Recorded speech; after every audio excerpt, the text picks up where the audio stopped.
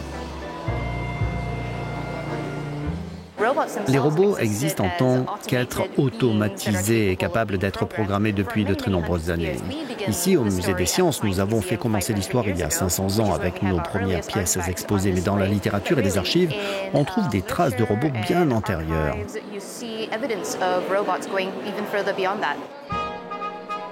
Et puis bien sûr, on trouve tous ces robots qui ont alimenté les œuvres de fiction. On se souvient notamment de Metropolis, tourné par Fritz Lang en 1927.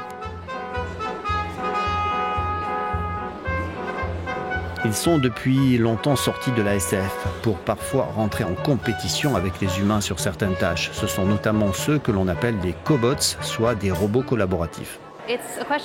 Nous invitons les gens à se poser cette question pendant l'expo. Les visiteurs vont pouvoir voir 3 robots humanoïdes collaboratifs qui travaillent en ce moment dans des usines avec des êtres humains. C'est une question sérieuse. À quel degré voulons-nous voir ces robots interférer dans notre vie quotidienne et travailler pour nous ? Sans parler des copies de plus en plus conformes, ce sera bientôt à s'y méprendre. Robots au Musée des Sciences de Londres jusqu'en septembre.